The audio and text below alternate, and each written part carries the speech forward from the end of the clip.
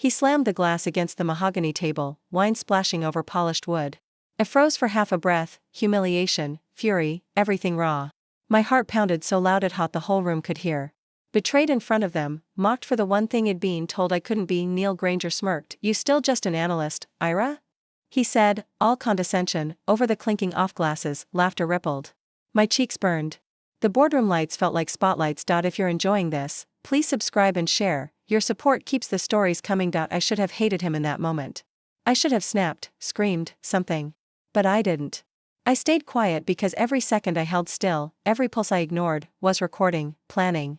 That wine on his suit wasn't just an accident. I'd spilled it on purpose at the moment he guaranteed everyone else's success would outweigh mine. The timing was perfect. Enough attention. Enough shock. They looked at him. They whispered. The interns froze, the senior partners glanced sideways. I rose from my chair, palms clamped inside my skirt pockets, head level, voice low. "I'm more than what you decide I am," I said. He raised an eyebrow. His colleagues shifted uncomfortably. I might have looked small in me blazer and pencil skirt, single strand of hair falling loose, but I felt enormous, every inch of me calculated, stored every slight, every sneer. 7 years of data, off calls I made, reports I submitted. Of every time I was pushed to the side, back when I was Susan Caldwell. I drafted frameworks, risk assessments, hidden rate models, clauses for continuity oversight, while smiling at people who took credit. Back then, I believed in rising through loyalty and hard work. Now, I believe in quiet preparation. We were at the annual A Technologies Investor Gala, marble floors, chrome fixtures, the smell of champagne and accomplishment. This was Neil's realm. His speeches, his red carpet selfies, his headlines. Everybody wanted to be at his table. Everybody, except the ones Haynard. Except me. As Ira Grant, minority equity holder in Delhi Partner Holdings, I'd acquired enough shares, quietly maneuvered into influence. Bought option rights, acquired tech contracts for Delhi that A Technologies coveted, all behind the public veil. All while Neil and his board saw me as a ghost in analytics. Underestimated, dismissed. Amanda, from my old team, gave me that look, "You're invisible," kind. She used to pass off me slides as hers in meetings. She used to laugh behind their backs when I asked for promotion. I sat through every one of those dinners, those office parties, while the spotlight hit others. But I kept building. In silence. Because while they were busy hearing applause, I was busy reading contracts. Drafting clauses. Planting seeds. Tonight, when Neil raised his glass and spoke about the upcoming Delhi acquisition, the $400 million valuation plus premium for executive compensation, he declared, faces bright. Speech polished, I watched. I measured. I knew what was at stake. Not just for me, but for every person who trusted him, every shareholder blind to his omissions. The merger documents had been running red through legal for weeks. I read every schedule. I wrote Schedule D once, in Susan Caldwell's name, risk clause, oversight, continuity. The clause nobody bothered deep enough to understand. Executive payouts above certain thresholds, review by continuity officer, unbroken chain of authority. Powerful language, vague enough to bypass casual reading, specific enough to bind in final legal review. Now I held the power of that clause, under the new identity. The clauses I built when unrecognized were the weapons I stored. At the gala's private board dinner, after the public toasts, candles soft, servers gliding, I saw Neil puff himself up. He talked strategy. He basked in achievement. He said aloud what many thought, that analysts were replaceable, that continuity meant maintaining legacy, his legacy. He didn't know. He never knew that continuity could also mean oversight. That power could be latent. Amanda told some investor about my past. I smiled. Internally, I was roiling. They thought they knew my past. They didn't know everything. Not the legal drafts, the silent equity accumulation, not that I'd forged relationships in Delhi's boardrooms. Not that I had access, not that I was there for this moment. When dessert came, a chocolate tart, coffee, Neil rose. He raised his glass again. Toasted success, for his golden parachute, for his executive bonuses, for the $400 million promise. I watched faces nod, champagne sparkle, someone clink. Then he caught my eye. A flicker of contempt. "To the future," he said, loud enough for me. That's when I stood up quietly. The room hushed. I cleared my throat. Everyone looked. "There's a note in Schedule D." Silence. Servers paused. Silverware clicked. His smile faltered. "A section, Executive Disbursement Oversight. It says approval is contingent on sign-off by the Continuity Oversight Officer," I said. "Which is me." His lips thinned. "You're lying." "No," I said. "I authored Section 4C. Clause 1 wrote 6 years ago as Susan Caldwell. It's binding." Neil looked around, eyes wide. Board members shifting. Legal counsel whispering. Someone asked, "Is that legally valid?" Yes. Under company charters. Under recent stock purchase agreements. Amanda's face turned pale. The investors, old, powerful, twisted in their chairs. Their projected returns, the promises, everything hinged on Neil's ability to pay out executive bonuses. Without that sign-off, those bonuses stay frozen. His golden parachute stays grounded. Neil opened his mouth. Closed it again. Desperation like sweat on his brow, they read portions aloud, clause by clause. The legal counsel's finger traced the lines. My paragraph, any executive payout exceeding $5 million USD must obtain approval from the designated continuity oversight officer under all conditions, regardless of extraordinary clauses for board discretion or merger premium. His chair scraped backward. The room's breathing felt collectively held. Neil's voice cracked. "You can't do that. That's not what we meant." I smiled just slightly. Because he meant it, but he never read it. Because for years, as Susan, I was invisible, but present. Hidden. He tried to rally. "You're an analyst.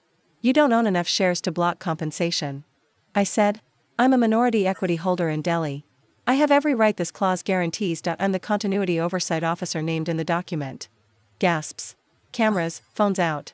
Investors murmuring. Neil's confident posture crumbled under legal weight. Under betrayal, under power he didn't see growing in the shadows. Lightning flashed outside. Rain pattered on the window. Something inside me lifted, a storm I'd held in for years, finally breaking. This was my reckoning. Not with threats. Not with shouting. But with structure. Strategy.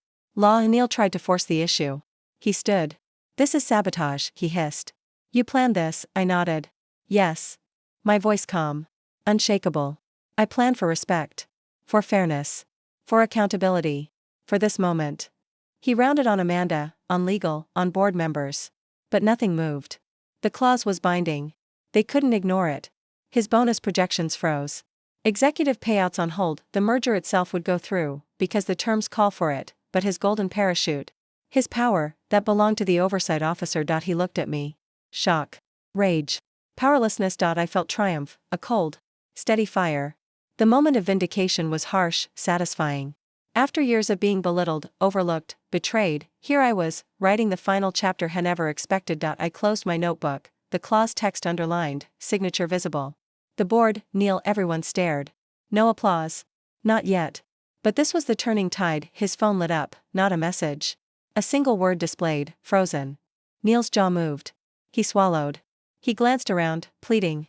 A voice from legal, executive payment requests will not be processed without sign-off from continuity oversight officer. He looked at me. The weight of his silence heavy in the room. I felt his old arrogance cracking. I sat again. My skin tingled, adrenaline, satisfaction. I didn't cheer. I didn't gloat out loud. Instead, I breathed. Because I knew, I had dismantled his power where it lived, in legal fine print, in faith people put in his name. Then the junior associate's voice broke the tension. "There's more." Neil's eyes flicked. I didn't look away. "What?" Someone murmured. The associate held up a sealed envelope. On it, Ira Grant/Susan Caldwell. A name. My name under both. The continuity officer designation. The equity code. The signature of Delhi's board. The stock purchase agreement I signed 6 months ago. Under my alias at Susan Caldwell's revocation, fully legal. Full power. He flipped it open, and inside, cliffhanger. The seal cracked open like thunder in that dead silent room. The junior associate's hands trembled as he pulled the contents from the envelope. A pristine white folder with a golden Delhi Holdings stamp on the corner. The air shifted, like gravity had moved. The kind of stillness you only get before something irreversible happens. He flipped the first page. His brows furrowed. Then lifted. Then froze. I don't understand, he stammered. Neil barked. "What the hell does it say?" I didn't move. I didn't have to. I'd written every line. The associate swallowed. "It's a transfer certification." "Of what?" "Executive authority? For financial oversight under Clause 4C. Silence. "Then, to who?" Neil asked, barely hiding the shake in his voice. The associate looked at me. "To Ira Grant. Permanently. With full board ratification." I didn't blink. Didn't smirk. I just watched Neil's world collapse in real time, piece by piece, quietly. The same way mine did when he buried my name, my work, my career. Back then, it took 30 seconds for him to erase me from a credit line I spent months building. Now, it was taking the same 30 seconds to take away everything he thought he was owed. The legal director stood up. "This is real?" He asked the associate. He nodded. Stamped 3 weeks ago. Signed by Delhi's legal head, William H. Roth. 2 witnesses. Time-stamped. Amanda turned white. She knew that name. Roth was known for bulletproof contracts. The kind you don't challenge unless you want a legal migraine for the next 5 years. Neil's voice cracked. You went behind my back? I tilted my head. No, Neil. I stepped out of your shadow. He walked toward me, face red, nostrils flared. You lied to us. You lied to everyone in his room. You ignored the warning signs, I said coolly. Big difference. He slammed his palm on the table. This is fraud. I leaned forward. No, this is law. I played by the rules. I just wrote them better than you read them. Laughter. Short. Nervous. Someone at the table actually chuckled. The kind of laugh you let out when you know the tides have turned. And you're not on the side you thought you were. Neil looked around, eyes searching for an ally. Amanda? She was staring down at her plate like it had started bleeding. The CFO? Too quiet. The others? Suddenly fascinated by the clauses they never bothered reading. The envelope was still open on the table. The truth laid bare, inch by inch. They hadn't figured it out yet, what I had done. Only that I had done something big. But the real detonation was still ticking. The clause that stopped Neil's bonuses was just the surface. What none of them knew, not yet, was that I had structured the deal so that all post-merger integrations would require tech pipeline approval from one person. Me. Why? Because I was the only one who actually understood it. I built most of the architecture before it got branded under a technologies. I knew the dependencies, the proprietary licensing quirks, the custom API bridges Neil always outsourced because it was beneath him. 6 months ago, I submitted a white paper to Delhi Holdings under a shell consultancy, Ren Water Advisory. It outlined a 3-stage evaluation model for risk mitigation in tech acquisitions. They loved it. Adopted it. Made it their standard. Guess who owned Ren Water Advisory? Exactly, the CEO of Delhi Holdings stood slowly from the end of the room. Mark Letterman. Broad-shouldered, white-bearded, sharp-eyed. Said almost nothing all night. Is that your white paper? He asked me. I nodded once. He looked around the room. Then the integration clause stands. She has full discretion. Gasps. Actual gasps this time. Neil staggered. You knew about this? Letterman shrugged. I knew someone on our advisory panel was sharp. I didn't know it was you. Then he smiled. At me. Amanda choked on her drink. Neil collapsed back into his chair, dazed. The weight of 7 years catching up to him in real time. The first time I met him, I thought he was brilliant. He made me feel like I was part of something big. Until I realized he didn't remember my name. Even after I rewrote the cost risk model that saved the company $12 million in its third quarter, that same year. He promoted Amanda. The humiliation wasn't loud. It was quiet. Like someone slowly deleting you from the picture you helped paint. The room broke into smaller conversations. Legal huddled in a corner.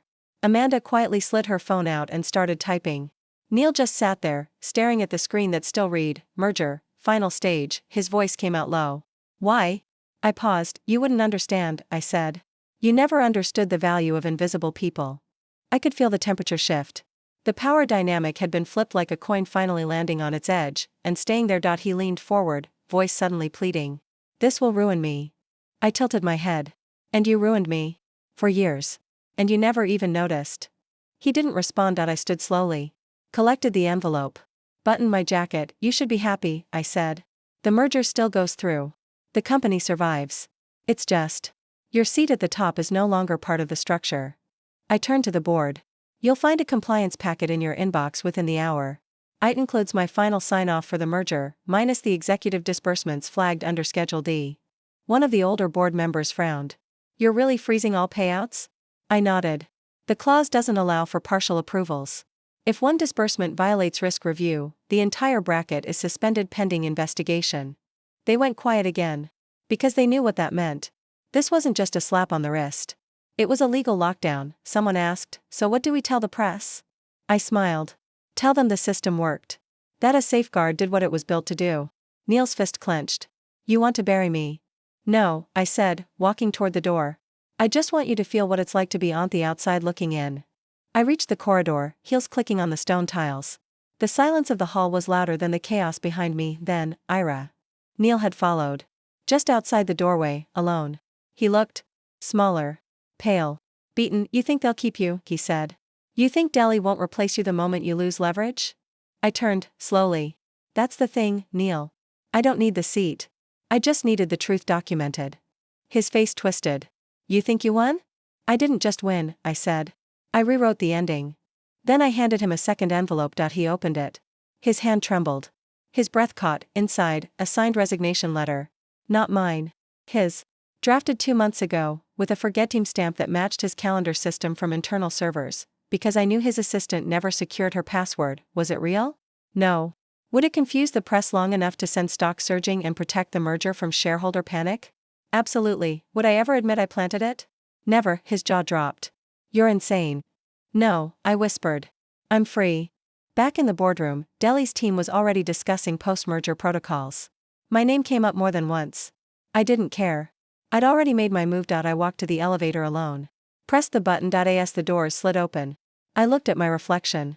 Composed.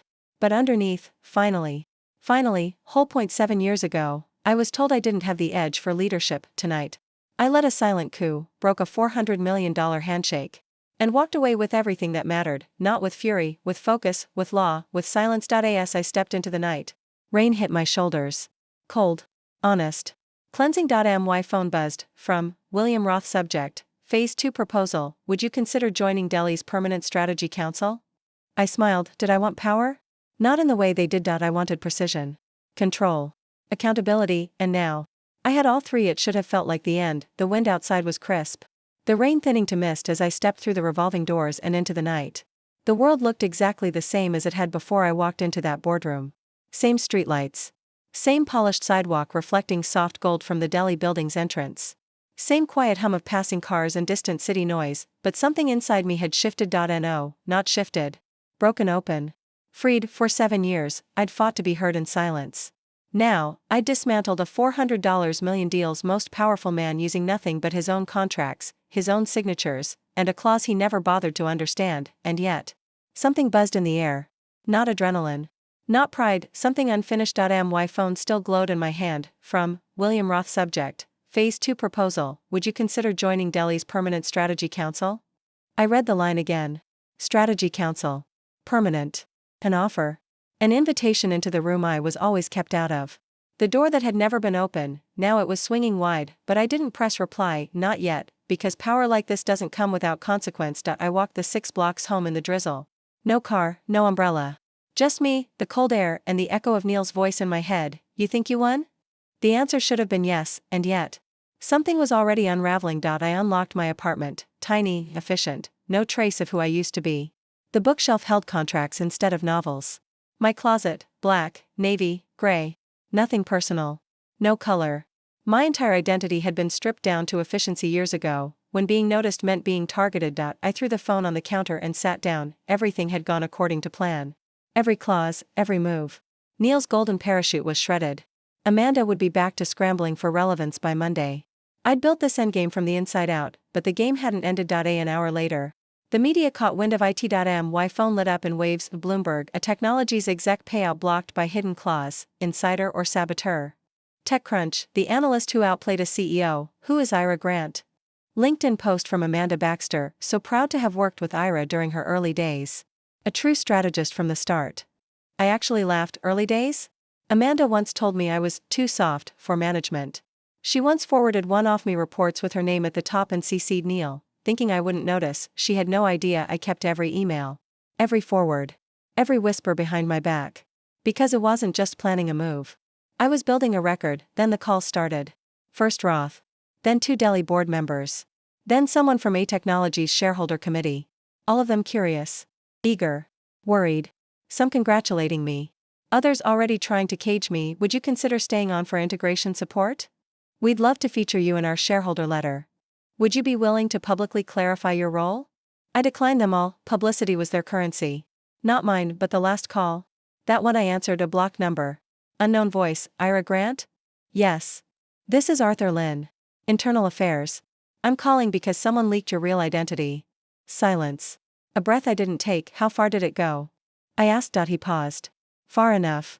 They're digging into Susan Caldwell. Into your employment history. There's chatter about ethics investigations. Misrepresentation. Insider action. I swallowed. This wasn't Neil.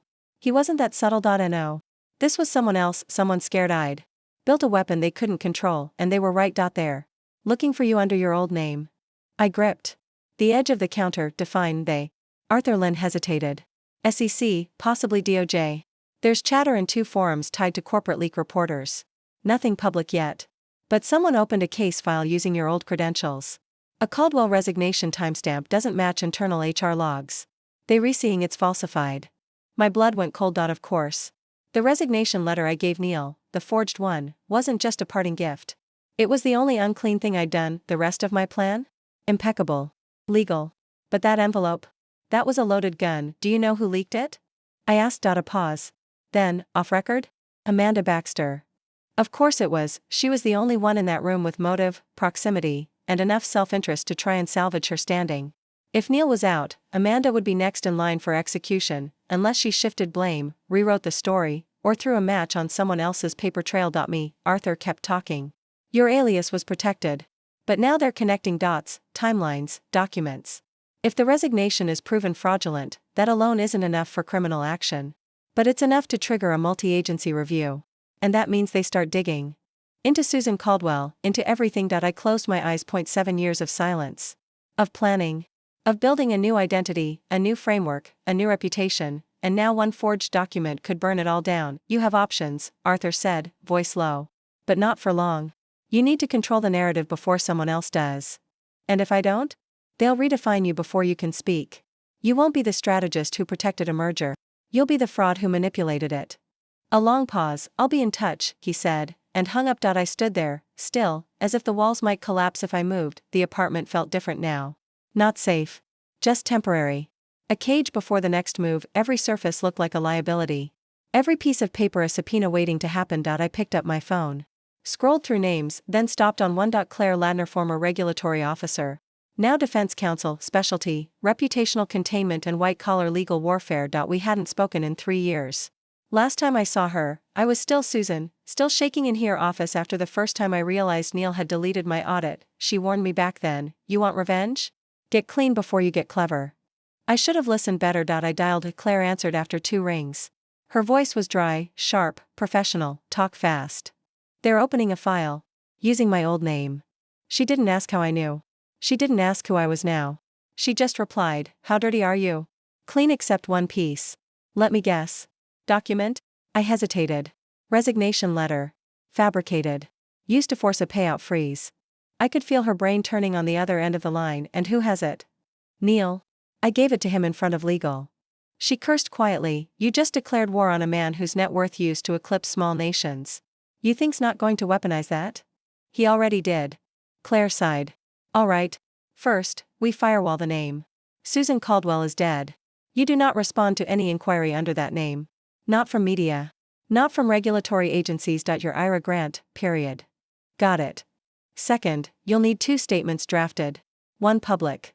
One internal. They must not contradict each other. We establish a narrative. Susan Caldwell exited corporate life years ago due to mental health burnout. Re-emerged under a legally documented name change. And built an independent advisory firm. That's true. It better be. Because if we build this defense on half-truths, they'll rip you apart. She paused. There's a bigger risk, Ira. I didn't like her tone. If they suspect this was coordinated to manipulate the merger valuation, they can trigger clawback provisions. That means Delhi's payout. Their share prices. Your equity position. They can't reverse the merger. No. But they can try to punish the mechanism. You are the mechanism. I sat down. Finally, she was right. This wasn't just about Neil anymore. This was about narrative. And the people who write them, and I wasn't the only one writing mine now. I didn't sleep that night. I read every line of every agreement I'd used to build this empire. Every clause, every timestamp. I mapped the timeline in reverse, when Susan vanished. When Ira emerged, when Renwater Advisory was born. When I purchased the first Delhi equity.it held. Legally, but legally isn't the same as politically, not in corporate America, especially not when someone wants your head. At 4:14 a.m. My apartment buzzer rang. I froze. I didn't invite anyone. Didn't call for help. I reached for the silent security monitor and saw a figure standing downstairs in the building vestibule. Amanda, drunk. Or close to it. Hair pulled back like she'd tried to look composed and failed. She buzzed again. I pressed the mic. What do you want? I need to talk. In person. You've said enough. No. You don't understand. I almost ended the call. Almost walked away, but something in her voice, not fear or guilt, and guilt as leverage. I buzzed her and. Amanda's eyes looked different in the dim light of the lobby, more raw, less polished. The arrogance was gone, replaced by something fragile, maybe even desperate. I didn't move immediately. Let her speak first, Ira? Or Susan? I know what you think of me. The words weren't a question, they were a warning. You think I'm the villain. The betrayer. The one who leaked your past and tried to drag you down. I didn't reply. Maybe I am. But I wasn't always. Her voice cracked, and suddenly she was no longer the corporate shark I remembered. She was just a woman who had made a terrible choice. I had no choice. The irony wasn't lost on me. She was playing the victim now. Like I hadn't spent years fighting to survive her ambition. Tell me, I said quietly, who forced you to choose? Amanda swallowed. Neil. She looked away. He promised me everything: partnership, power, respect. But when you started threatening the deal, when you froze his payouts, he turned on me. I narrowed my eyes. So you leaked me? To save your skin? Her nod was almost imperceptible. I thought if I could prove you were a fraud, they'd focus on you, not me. And did it work? Her laugh was bitter. No. I think it only made him angrier. She stepped closer, voice dropping. He's planning something else. Something bigger. Something you haven't seen. I felt the weight of her words settle in the silence. Neil was still moving behind the scenes. This wasn't over, but neither was I. I'd spent years building every piece of this. He thought he could bury me under my past, but the past was a weapon now, and the future? I was the one writing it. Amanda looked at me, eyes pleading. We can still stop him. I considered. Trust was a currency I'd spent my life earning and spending carefully. All right, I said finally. But this time, we play by my rules. The game was far from over, but for the first time, I wasn't alone. Amanda's voice echoed low in the cold lobby as we moved into the elevator. We'll need to control the narrative. Publicly, legally. I have contacts, journalists who owe me favors. They can shape the story before Neil's team can launch their counterattack. I nodded, feeling the familiar rush of strategy, the map unfolding beneath my fingers. But this isn't just about PR, I said. We need to expose Neil's hidden deals. The honest no one knows about. His secret accounts, offshore subsidiaries, the real money he's been siphoning. Amanda's face tightened. Those will be harder. I don't have those contacts anymore. We'll find them. You're coming with me. In the following days, the city blurred into meetings, encrypted calls, and late-night document digs. We hacked through layers of corporate smokescreens, piecing together the web Neil spun: shell companies, falsified earnings, backdoor contracts designed to evade scrutiny. The media caught wind slowly but surely. Driven by leaks planted through Amanda's contacts, headlines began to shift. Neil Granger's shadow empire, inside the $200 million black account. A technology's CEO under federal investigation amid merger turmoil. Through it all, I stayed in the shadows, the analyst, the strategist, the quiet force dismantling an empire. But now, I was more than that. I was the reckoning. At the next shareholder meeting, the atmosphere was electric. Neil arrived surrounded by bodyguards and lawyers. His confident smile a mask. I watched from the back, the boardroom humming with tension. When Amanda took the floor to reveal the new evidence, the room fell silent.